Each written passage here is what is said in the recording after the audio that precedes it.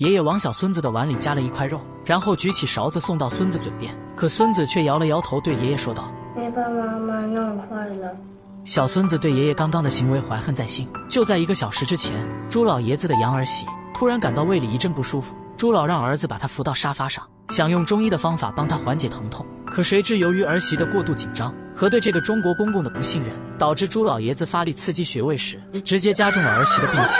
怎么了？别紧张，你把他怎么弄了？老朱是一个根正苗红的北京人，退休之后就被儿子接到了美国，跟他们一起生活。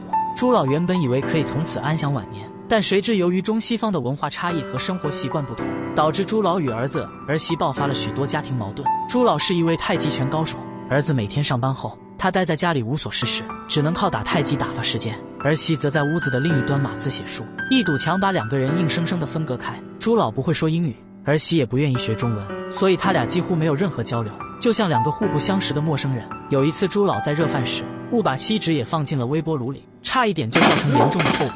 儿媳冲进厨房，说着一口朱老听不懂的英语，来表达她对朱老无知的愤愤不平。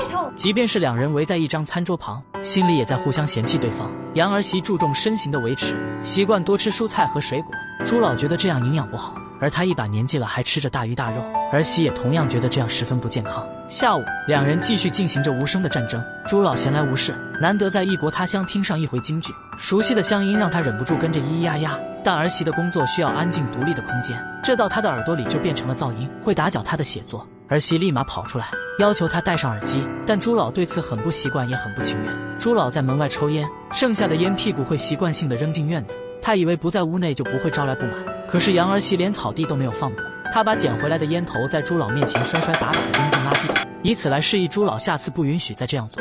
每当孙子洗完澡想跟爷爷玩一会儿时，儿媳都会一把抢回孩子，头也不回地抱进屋里。尴尬的儿子只好对父亲解释道：“怕孩子着凉，孩子又不是纸扎的。”面对妻子和父亲的矛盾，最难受的还得是朱老的儿子小生。因为语言不同，一家人吃饭时，朱老和儿媳总会相互猜疑，都怕彼此跟小生乱告状。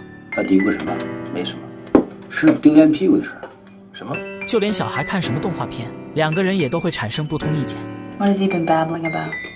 Violence in cartoons. How can he complain? He's a martial arts expert himself. Isn't that violent enough? Would you cut it out?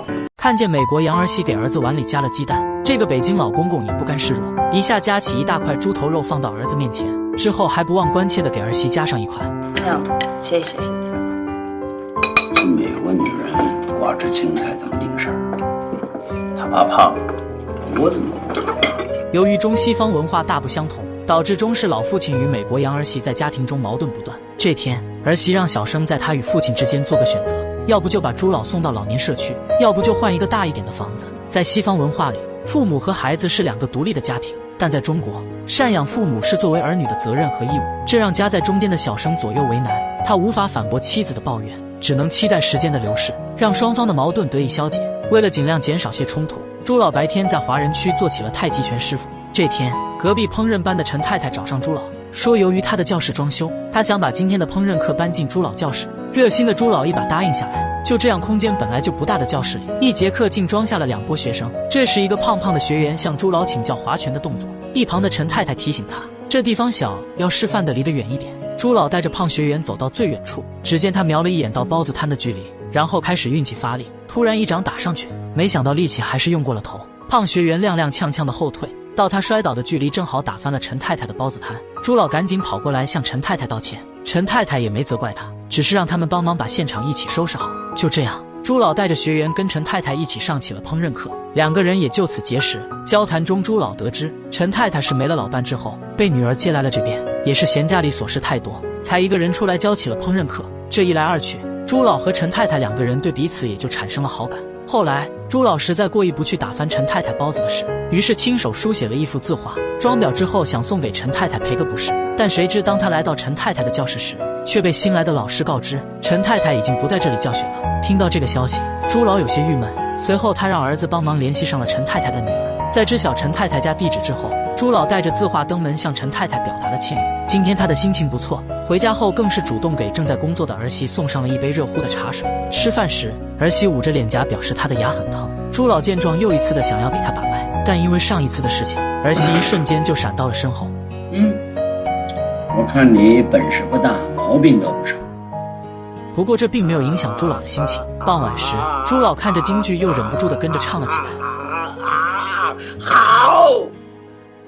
即便朱老再有兴致，也架不住儿媳连续的冷暴力。之后朱老关掉了电视，跟儿媳比比划划地说想要出去溜溜，顺便在外边抽个烟。两个人各说各的话，最终儿媳拗不过朱老，甩手告诉他只要别走丢了就行。可是说来也巧，人生地不熟的朱老这一次出去散心，还就真的在美国走丢了。男人一气之下摔烂锅碗瓢盆，把家里搞得乱乱糟糟，只因妻子没顾好父亲，让老爷子在美国走丢了。直到深夜，警察才把朱老送回了家。儿媳也一改往日的态度，问朱老在外面有没有吃上饭。就在儿媳去给朱老倒水喝的时候，朱老回头看见了家里的一片狼藉，不想都知道这一定是小生因为自己走丢的事对儿媳发脾气了。好一会儿之后，喝到烂醉的小生回到了家，看着妻子和父亲站在一旁，他想到自己为他俩的煎熬，心中的愤怒之气又无处发泄，醉酒之下只能用头撞墙以此来泄愤。家庭矛盾的进一步加剧，让小生意识到必须要把妻子与父亲分割开了。因为他知道父亲有意和陈太太发展，所以他想了一个既不伤感情又能让老爸搬出去的点子，那就是给两人创造机会，撮合两人走到一起。于是第二天，小生就约了陈太太和他女儿出来郊游。期间为了给两位老人独处的机会，小生找了个借口，就把陈太太的女儿和小孩子们支走了。两位老人也确实互相青睐，只是谁都没有率先开口表达。过后，为了进一步加强感情，小生又提议两家人一起去爬山。起初两位老人还能跟得上年轻人的脚步，但时间长了，陈太太的体力自然不如他们。两位老人坐在半山腰上休息，不过这时陈太太竟突然伤心地哭了起来。原来小生打来电话的那天中午，陈太太并没有睡着，她清楚今天的一切都是儿女们有意的计划。咱们干嘛这么为老不尊呢？一大把年纪，给两个孩子来摆，这算什么了？朱老知道事情原委之后，他突然意识到自己在这个家根本就是寄人篱下，如今竟然要被子女想方设法轰出家门。为了保全儿子一家的幸福，朱老选择了离家出走，只留给儿子一封伤心的家书。儿子，谢谢你的好意措，老人家用不着你们赶，我自己会走。常言道，共患难容易，共安乐难。想不到这句话却应验在你我父子身上。唉，不要愁，安心过着你们幸福的日子。我祝福你们全家。天下之大，其无藏身之地，任意小物，聊此残生。世事如过眼云烟，原本不该心有挂碍的父子。自此之后，朱老在华人区租了一间破屋子，又在一家中餐馆找了一份洗碗的工作。可因为他年纪较大，工作效率很低，导致餐盘无法及时供应。这餐馆老板又是一个极其刁钻之人。第二天，他就招来了一个年轻力壮的小伙接替朱老的岗位。朱老抛下脸面求老板给次机会，老板以为朱老好欺负，竟然讽刺他为废物点心。你说谁是废物点心？老板与朱老发生了争执，扬言要把他给轰出去。朱老一腔怒火，豪横地说道：如果我这两条老腿你能挪动半步，我二话不说掉头就走人。老板一看这架势，便在餐厅关门之后找来了一群青年小伙，但他们这种街头混混哪里是朱老爷子的对手。朱老三下五除二就把他们全都放倒在了地上，但他也因此惹下祸端招来了警察。事件被当地媒体报道了出去。小生见播报的武术大师正是他的父亲，于是急忙跑去警局找到了父亲。可即便小生悔恨万分，朱老也决定不再回去住了。当朱老再次回到太极拳教室时，陈太太闻讯找了过来。原来她也在家庭中有着类似的经历，如今也一个人搬出了女儿的家。